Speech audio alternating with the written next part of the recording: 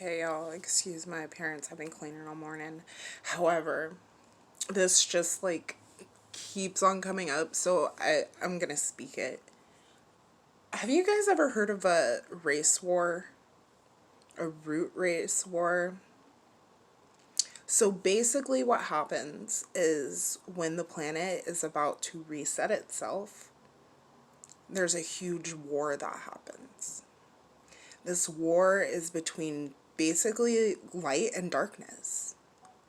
And at the end, darkness ends up ruling for a little bit. But here's the thing, is that light always prevails. Guys, we just started a root race war. We're about to reset. But here's the thing. The only way to win is to not play into darkness. Don't let darkness rule your life. And unfortunately, I'm seeing a lot of people do that right now. So, guys, those who believe in light versus darkness, or I can't really say good versus evil, because there's some things that there's darkness and light, and there's light and darkness. You just have to be able to see through. So, that being said, guys, understand that we are about to reset on a major scale. That's why the world's going all sorts of chaos. The same thing that happened when Jesus was born just happened. Actually, someone who was born on August 7th, making him a Leo or whatever, but someone who was born August 7th in the year 7 would have been born with a proper placement to change the world. Theoretically speaking. So, if we have everything wrong, which we do because we're in the year 2013 now, but last year it was the year 2012, and the Mayans were right that we did reset. So, what are we going to make of this world? Are we going to continue to let darkness win? Because the only way to truly combat darkness is to not give darkness energy. Plain and simple. So are you going to continue to give it energy? Or are you going to continue working on yourself? Because that's what this is about. Right now, ego's starting to show out for a lot of people. So, how about we embrace that Virgo energy, right? What I've been talking about for a while now, because if you look at the chart right now, the way the stars are aligned, there's nothing in Virgo, but everything is in Aquarius, or there's basically the nodes are loaded. But where Virgo's the one part of the square that doesn't have everything in it. It doesn't have anything in there. When everything's on one side, you look to the other side. You always look to the opposite side to keep you grounded. That's why when we were in the age of Pisces, Virgo worked so well for us, being hard driven and going for, consistency and the mundane, the everyday. That's what kept us. We've now entered the age of Aquarius. Being the age of Aquarius, we need to look to Leo. But that being said, that's honestly why a lot of people have been showing ego. Why a lot of people, those who have spent time working on their shadow work, aren't having as much problems with ego. Those who have spent time, what am I doing? Where am I at? What has led me to this point? Those people aren't having huge problems with their ego.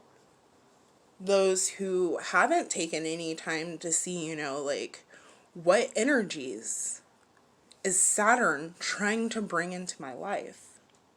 Because you have to remember, as I said a couple of weeks ago, Saturn is basically dad. He's restriction. You know, he's dad. He's time. So guys, if dad's trying to teach you a lesson, and this is a lesson that you're progressively going to learn over the next 2 years, start learning the lesson. Don't wait until it's too late and you've pissed off dad. That don't make no sense, y'all. That sounds like restriction. That sounds like something, especially those who are going through their Saturn return right now. Those who were born like 91 through 93. Guys, y'all need to get it right. We need to get it right, because I'm part of that. The Saturn return ain't no joke. Saturn comes to teach you lessons. And if you're not learning your lessons, then he will progressively show you these lessons for the next 29 to 30 years. I'd rather not learn any of the lessons that I have had to learn over the past year. For the next 30, you got me bent. So work on yourself, guys. That's really what this whole thing is about, is work on yourself.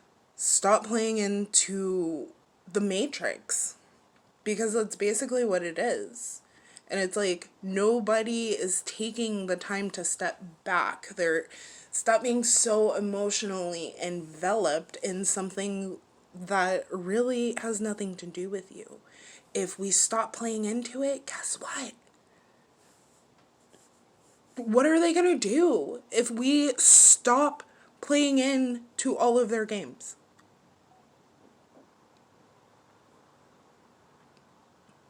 Kind of like a child, where your kid asks for something 50,000 times and then all of a sudden you just ignore them. And then they throw a little fit, throw a little temper tantrum, and then they realize, hey, she's not going to back down. I might as well go and find something to do with my life. So, stop playing into it. Maybe if we stop playing into all this bullish that's going on in the world, we can actually make a difference. Ooh, what a thought. Because if we stop giving them power, whatever you pay attention to, you give power. Stop giving things you don't want to have power. Come on, y'all. Like, to me, it's common sense. It's common sense. If I don't give something power, if I don't plug in the electricity, then the TV is not going to come on. Like, if I don't charge my phone, then it's not going to work. If I don't give it power, it's not going to work. Stop giving those who have no entrance in your betterment, right? Stop giving them power. Like, the whole just behind half of this is that, hey, once again, I'm going to say, go check out Dane Calloway, especially if you're of melanation, go check out Dane Calloway, okay? Because they're afraid that if we learn things like what he says, if we were to actually learn something, y'all, they wouldn't have no power. That's, y'all, please, if you watch this, after you watch this, go educate yourself. And then we can come back and we can have an actual discussion. Go watch some Dane Calloway and some spirit science. Go and find spirit science, the real creation of the world, I think it is, but it's like kind of further back. It was created a couple years ago, but it's really good. And it'll show you a lot of stuff.